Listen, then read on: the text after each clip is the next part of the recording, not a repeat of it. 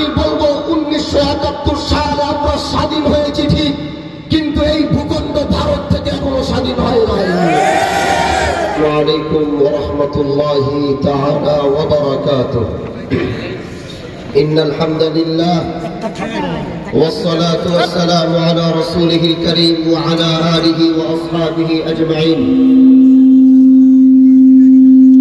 أما بعد فأعوذ بالله من الشيطان الرجيم.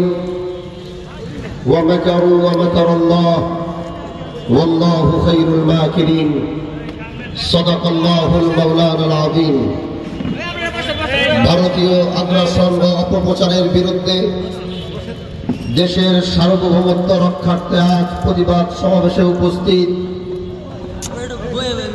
আমাদের এই শিবচর উপজেলা সম্মানিত আমিরে জামাত এবং উপস্থিত আমাদের ছাত্র সমাজ, যুব সমাজ ও আমার প্রিয় সাংবাদিক ভাইরা, আমি বেশি লম্বা কথা বলবো না, রোদের তাপ অনেক বেশি, অনেকের কষ্ট হচ্ছে বসতে, তারপরও আপনারা দেশের ভালোবাসায় আপনারা এখানে বসেছেন, উপস্থিত হয়েছেন। আজ আমরা যে বিষয়টি নিয়ে কথা বলবো, আমরা জানতাম এদেশে এমন একদিন সময় আসবে এদেশের মানুষ ভারতের বিরুদ্ধে দাঁড়াবে, কারণ আমরা বারবার দেখেছি এই বাংলাদেশ যতবার মাথা উঁচু করে দাঁড়াতে চায়, শুধু একমাত্র আমাদের ভারত নামের যেই শত্রু রাষ্ট্র, তারা বারবার বাংলাদেশের সেই মাথাগুলোকে মাটির সাথে মিশিয়ে দিতে চায়। এজন্য ভাই আমার, এই দেশ আমরা স্বাধীন করে বিজয় করেছি।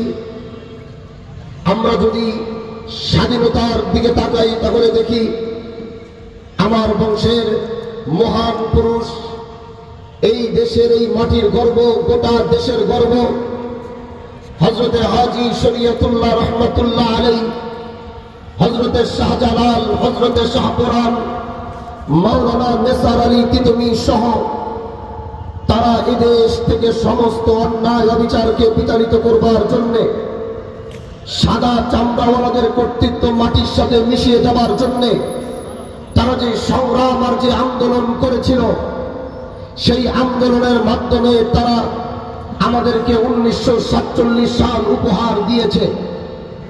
এবং 1947 পাওয়ার পরেই আমরা এই দেশকে আবার পাক হানাদার বাহিনী থেকে মুক্ত করে আমরা 1971 সাল পেয়েছি। কিন্তু 1947 সাল যদি তারা আমাদেরকে এনে না দিত, তাহলে কিন্তু আমরা 1971 সাল পেতাম না। কিন্তু আমরা অনেকে বলি যে আমরা 1971 স্বাধীনতা পেয়েছি, কিন্তু আমরা কোন স্বাধীনতা পেয়েছি? সেই স্বাধীনতার মধ্যে আমার মাঝে মাঝে প্রশ্ন করতে ইচ্ছা করে, আমরা কি সেই স্বাধীনতা পেয়েছি যেই স্বাধীনতা আমাদেরকে মাথা উঁচু করে দাঁড়াতে দেয় না? আমরা কি সেই স্বাধীনতা পেয়েছি যেই স্বাধীনতা আমাদেরকে ধ্বংস করবার পায়তারা করে?